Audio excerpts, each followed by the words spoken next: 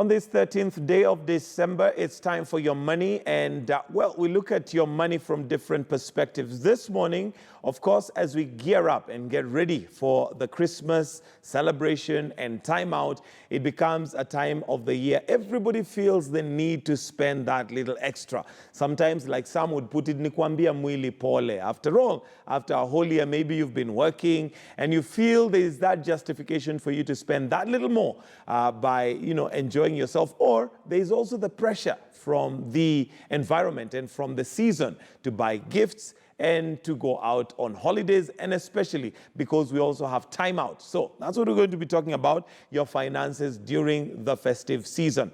And joining me to have that conversation is Joseph Thine, who is a payroll accountant, but also a financial advisor. Good morning, Joseph, and thank you for joining us. Thank you very much. Now, as a payroll accountant and consultant, obviously, you do know that one of the things that companies do is release money a little bit earlier than usual. And sometimes this is, of course, to try and help the employees have a good Christmas, enjoy their Christmas, but that can have a negative effect. How does one handle that? Yeah, to begin with, the companies do that to give their staff the ability, at least the capacity, to make sure that they do what they need to do. Mm-hmm. But that one, really, people don't take it that way, positively, because all of a sudden you have money in your account, and this sometimes is as early as the 20th or 21st, and you still have 10 days to go. And don't forget that this is now the festive season. Yes. It depends on your philosophy. There are those people who don't know what to do when they have money in their account. Mm. Others, they have plans, the so-called budget. Right. So my advice would be, you should not be influenced by that money. Mm-hmm. Because January is coming. Absolutely. You should have planned what to buy. In fact, one of the things that gets us every single time, especially, I guess this is a Kenyan thing, we always talk about January being a very difficult month. And this is for several reasons. There's school fees to be paid. There's the holidays that has just gone, and we are back to scratch. And it almost happens like we didn't know January was coming. Yeah, that is the funny bit. Because we know January is coming. We know there are school fees to be paid. There are bills to be settled. But somehow, we still misuse our money. So it is advisable not to be influenced by the money in your account. Mm-hmm. You should not just use money because it's there. Have a plan. Know what is essential. Know what to do. Mm-hmm. So that when time comes for doing, mm-hmm. you follow whatever that you have planned. But okay, so if I'm getting what you're saying correctly, then what would really work in this case? Number one is having a plan for that money. That is essential. You must have a budget. It doesn't have to be written, but you know exactly if there are school fees to be paid, this is the bit to pay the school fees. If there is clothing to be bought, the uniforms and what have you, you set aside money for that before you start eating. And of course, the thing to remember, because I think many people may forget, is the fact that the money to pay for school fees in January is your December salary. Yes, mostly. So that obviously has to come in part of the plan. It has to come in that. And you have to know that January does not just appear. Yeah? Since the previous January, you've been knowing there will be a December. Mm-hmm. And after December, January. So it is good to plan. One day, I met some few guys who came from abroad, and I thought they had money. But our conversation took a different route, because they said, you don't have money. We've been planning for this trip 5 years back. Mm-hmm. So when we see guys, tourists to come here, we think they are rich or things like that. No, they have a good plan. Yeah. Mm-hmm. Yeah. Okay, how does one come up with a plan? Because one of the things that, like you mentioned, when you have this amount of money in your account early, that may sway you to overspend is the pressure. Yeah. The pressure to be on holiday like everybody else.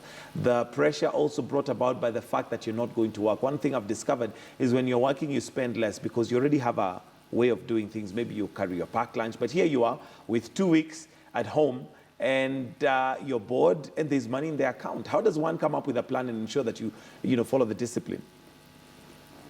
It depends on what it is that you want to achieve. Many people have an idea of what they want to do.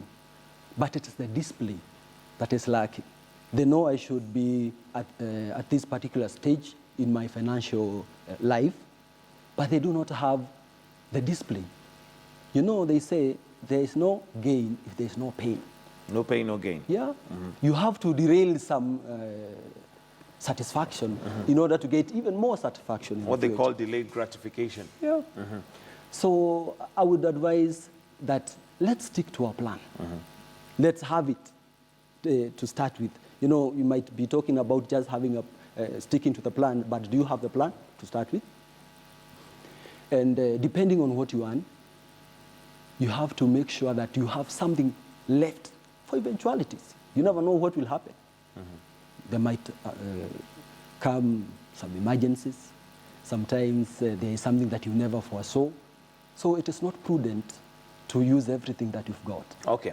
How does one draw up a plan? What is it that one should be looking at? Are there certain percentages that maybe when we are getting to a season like this that you need to look at? And I'm talking about percentages because everybody earns a different amount. Yeah. But is there a formula one can come up with and say, for instance, a certain percentage can go towards entertainment? These are the percentages that I cannot touch because, again, if you're getting into a saving culture, maybe there's certain amounts, regardless of the festivities and all that, it should still go towards saving. Are there certain disciplines that one can learn from in terms of percentages? To start with, I wouldn't talk about a straight jacket advice for everybody because all of us, as you've said, have different income streams. Now, depending with your income, you have to find an equilibrium where you fit. You don't have to spend on something just because your friend or whoever is spending on that. So you have to make sure you have to sit down, analyze your income or revenue, whether it is only salary or whatever you have a side hustle, what it is that you get. On a monthly basis, know exactly what you earn. Right.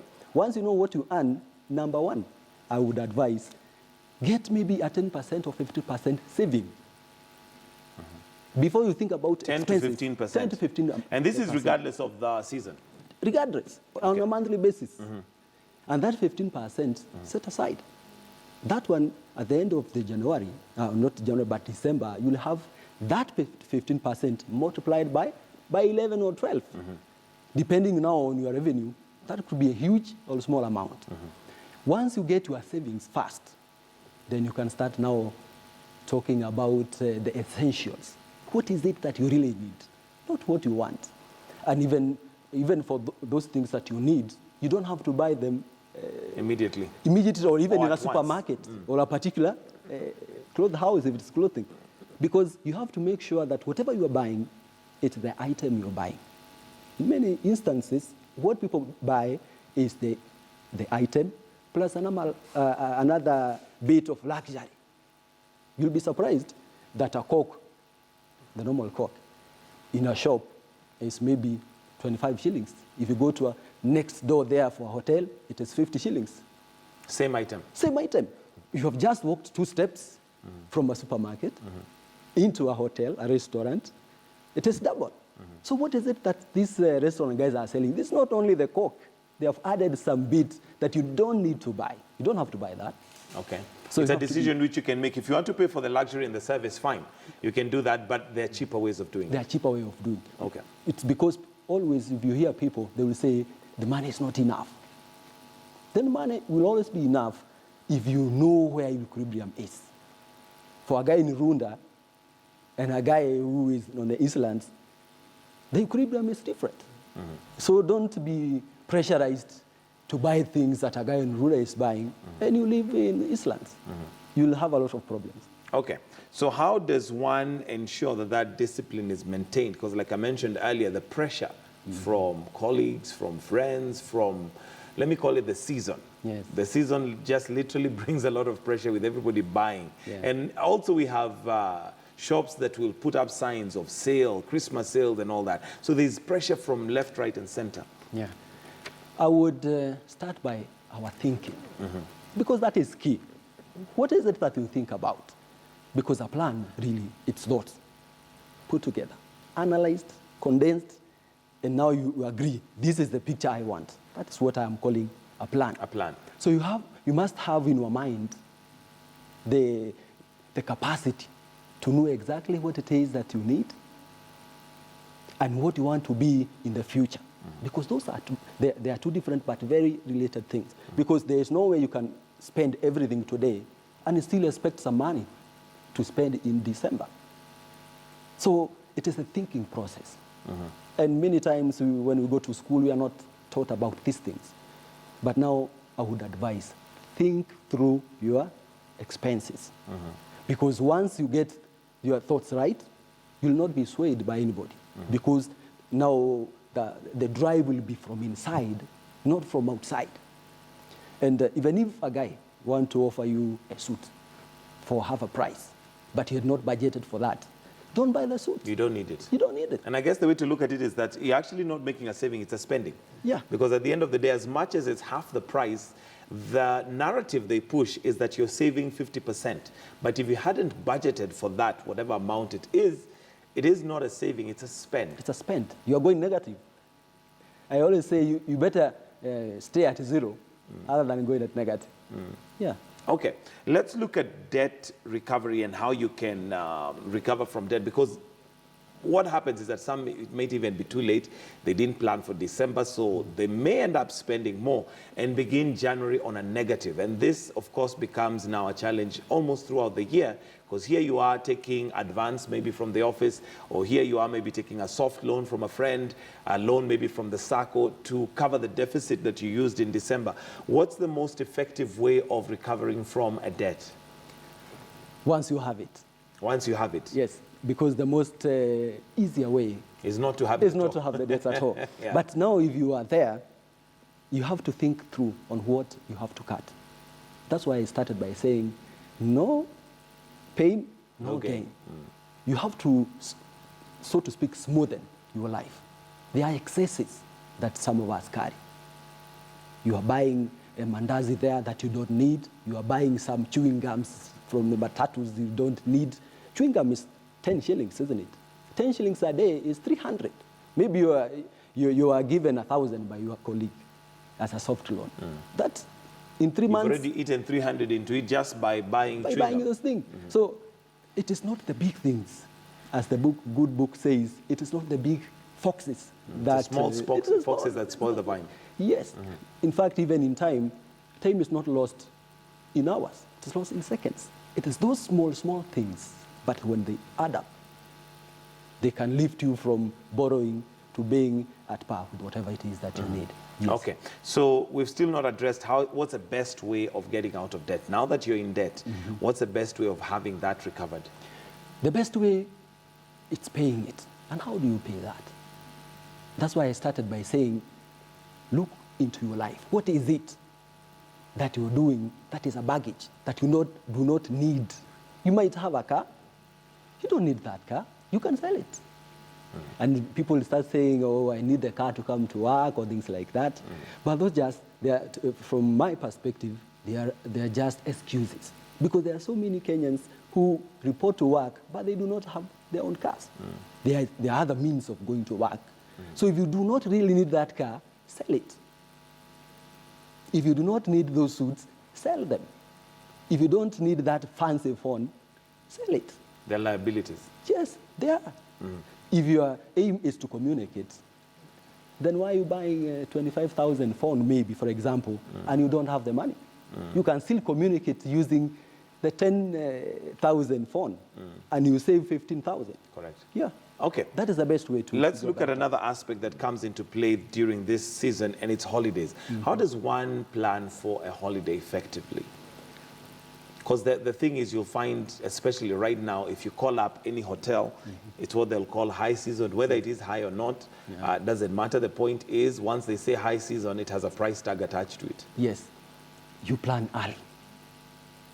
That is the best way to plan. If you really, if you have plans to go on a holiday, whatever the destination, if you plan early and book, whether it is airline or wherever early, they have discounts.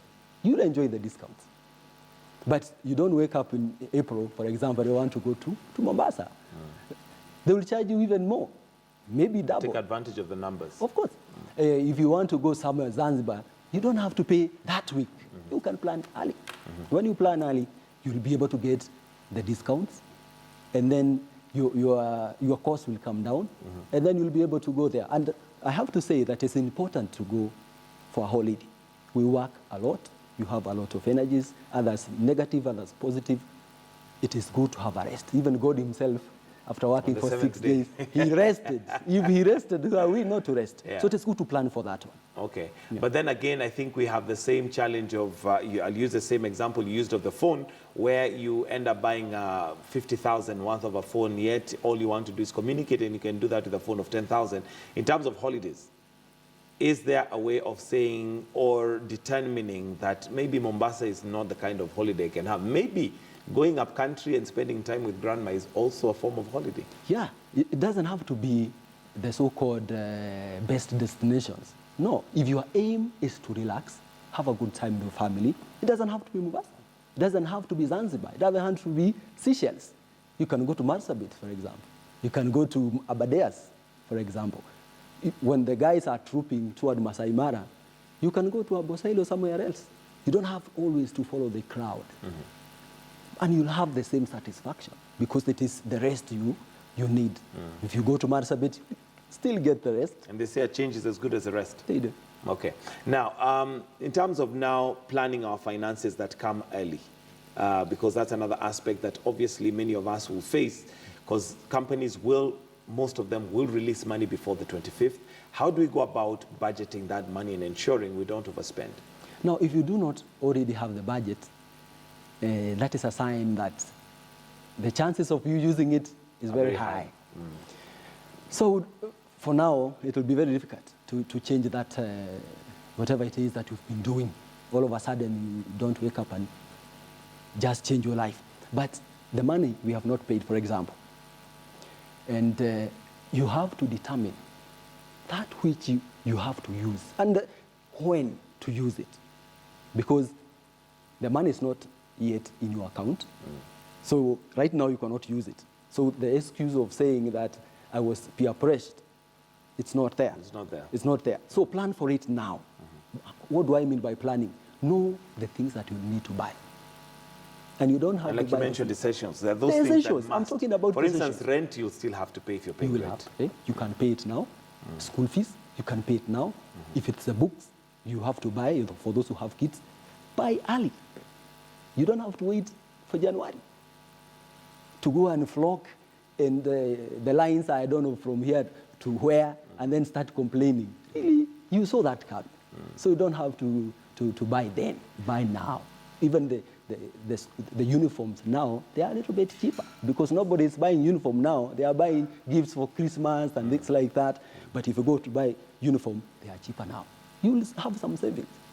Yes. All right. Talking about school fees, maybe you can also enlighten us. There are some schools that actually offer a somewhat discount if you pay early. And sometimes people don't take advantage of that. I guess that would be another area of saving. It is. And many times we say, there is no way I can save. My earnings very little. Paying early, it's an advantage to you. Many times, those people who pay early or even pay cash, they are given some discounts. And you enjoy those discounts. And it is not good always to be the last guy to pay. Because even if when things are tight, if you go to the headmaster, they will not hear what you're saying. They know already that is your habit. But if you used to paying early, even when, for whatever reason, you are not able to pay, if you go to the headmaster or whoever is running the school, they will listen to what you are saying because you will have a track record. And you will tell them, see, I've been paying like this. And they will hear you, they'll give you some time. And that time is essential. Why? Because instead of borrowing money now, which will come with the interest, those guys are giving you credit, but they're not charging you any interest. Yeah. All right. And now looking at maybe even ingenious ways of gifting, because that's another area of pressure where you have to buy your friends gifts. How does one determine what gifts I can and cannot afford to buy my friends? Or how can one look for different ways of ensuring that you still maintain the relationship without necessarily breaking up or stealing from or robbing a bank? Yeah. They say that you do not give what you don't have, right? So you do not want to give something just to impress somebody, and you borrowed money. Does not make economic sense. Always have a plan on this is how much I can give, and to who. The rest, there's a word that we don't like using. It is called no. And I've always said that no is a polite answer as well. You don't have to attend every wedding committee you've been asked, or every burial ward, everything, every child has been born, you've been called for birthdays, all these things. You don't have to do it.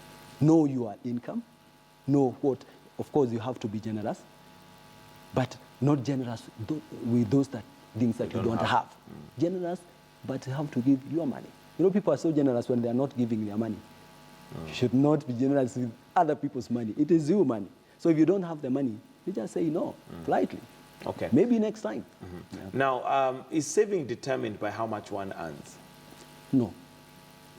I'm afraid I have to say no. It is not determined by how much. It is the percentage that you want to save. And that percentage comes vis-a-vis what it is that you want to achieve in the future.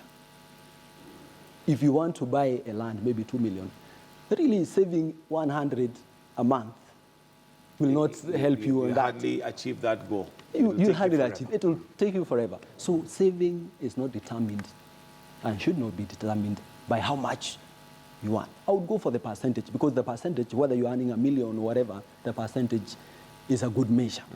You may know exactly what it is that you want to buy or to achieve.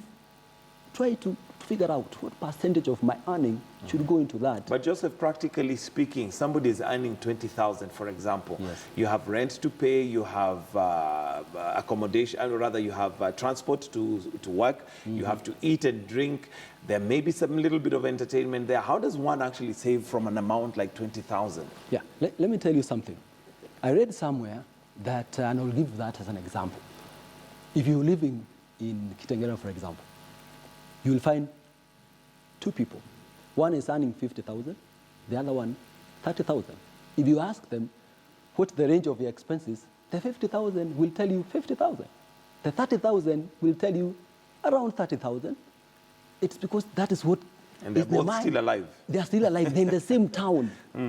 So where is this 20,000 going? Where is it going? It is all in the mind. So if I'm earning 20,000, I'm living in a particular locality, I know where my equilibrium gets me. I know where I should rent. I know where I should buy. I know what I should eat. But at the end of the day, I will still have something in my pocket. Left in your pocket? Yes. Yeah, if I want to buy sukuma wiki, I don't have to buy them in a supermarket. I don't have to buy it where it is for that lady who is just next there. I should go to the market. It's cheaper there. At the same sukuma wiki, the viazi is there. The same viazi. I don't have to go to the mama mboga next door who have already added some margin. For the convenience of buying it next door. Yes. You have to suffer somehow for you to have financial stability. You have to. There's no way about that. Now, rule of thumb, we're going into the festive season. What is the one thing that you'd like to tell Kenyans and anybody watching regarding their expenditure over this season? One thing, don't spend what you do not have. Don't. The credit card mentality. Don't. Where you swipe. It is plastic. You don't feel as if it is currency. But once you swipe, the money is gone. They'll come for you. Of course. You'll have to pay the interest and what have you. Okay. Don't spend what you have. Joseph Thine, I think we'll wind it up right there. Thank you very much for your advice. Thank you. And there you go. We'll leave it on that note. Don't spend what you do not have, regardless of the pressure that comes with the festivities. Well, this is where we're going to call it a day on Morning Express. Thank you so much for staying with us, and from a team that is very dedicated to ensure Morning Express comes to you every single morning. We say thank you for watching, but do stay with us right here on KTN News. We've got Worldview coming up in just a bit.